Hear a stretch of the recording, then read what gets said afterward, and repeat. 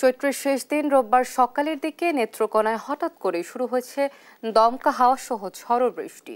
এ সময় ঝড়ো হাওয়ার প্রবল বেগে ঘর বাড়ির চালের ঢেউটিন সহ গাছপালা ভেঙে ডাল উড়ে যেতেও দেখা যায়। এ বিষয়ে আরো জানাতে সরাসরি যুক্ত হচ্ছেন সহকর্মী জিয়াউর রহমান। আমরা যুক্ত হব। জিয়াউর, হঠাৎ এই ঝড় বৃষ্টি সম্পর্কে কি হচ্ছে আসলে বিস্তারিত জানাবেন? হ্যাঁ, অতসী, আপনি যেমনটি বলছিলেন যে আজকে এই চৈত্র মাসের একেবারে শেষ দিনে এসে কিন্তু সকাল থেকেই নেত্রকোনা অঞ্চলে হঠাৎ করেই দমকা হাওয়া সহ ঝড়ো বৃষ্টি শুরু হয়েছে। তো এখনো কিন্তু জেলার বিভিন্ন এলাকায় এই ঝড়ো বৃষ্টি অব্যাহত রয়েছে। তো আমি এই মুহূর্তে আপনাদেরকে একটু দেখাতে চাই যে আমি যে জায়গাটিতে রয়েছি সেটি হচ্ছে নেত্রকোনা জেলা থেকে নেত্রকোনার যে কেন্দুয়া উপজেলা, সেই নেত্রকোনা কেন্দুয়া সড়কের পাশে আমি দাঁড়িয়ে আছি। তো এখানকার স্থানীয়রা জানিয়েছেন যে একটু আগেই কিন্তু প্রচন্ড ঝড়ো বৃষ্টি এবং দমকা হাওয়া বয়ে গেছে। আমরা দেখতে পেরেছি যে একটি ব্যবসা প্রতিষ্ঠানের যে ঢেউ টিনের চাল, সেই চালের টিন কিন্তু বাতাসে উড়ে গেছে এবং অনেক এলাকার যে গাছপালা আছে, বুরু ধানের জমি আছে, সেই সবেরও কিন্তু কিছুটা ক্ষতি হয়েছে। তবে আমরা আরেকটি বিষয়ে স্থানীয় কৃষকরা বলছেন যে উঁচু এলাকার জমির জন্য এই বৃষ্টিটা কিন্তু অনেকটা স্বস্তি।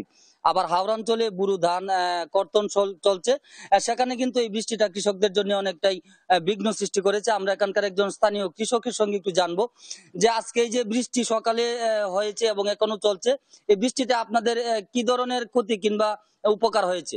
আসলে আপনি জানেন আজকে চৈত্রের শেষ দিন, আগামীকালকে পয়লা বৈশাখ। পয়লা বৈশাখের যে একটা আমেজ আমরা আজকে দেখতে পাচ্ছি। আসলে সকালে একটু আগে জোরো হাওয়া সহ ভারী বৃষ্টি হয়েছে।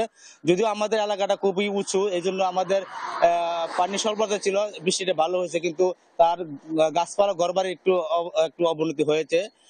আপনারা এই যে দেখতে পাচ্ছেন অনেক ঘরবাড়ি একটু ভেঙে গেছে, দোকানপাট। তবে আমাদের এলাকাতে নিচু এলাকা আছে, নিচু এলাকার জন্য এই ভারী বৃষ্টি এবং শিলাবৃষ্টিটা খুবই ক্ষতিকর। যেন এখন ধান কর্তনের সময় চলছে, এই আবহাওয়াটা আমাদের জন্য একটু অনুকূলে থাকলেও ভাটি অঞ্চলের জন্য এটা সম্পূর্ণ প্রতিকূল অবস্থা থাকে। হ্যাঁ, আপনারা শুনছিলেন কিন্তু এতক্ষণ এখানকার একজন কৃষকের সঙ্গে আমরা কথা বলছিলাম।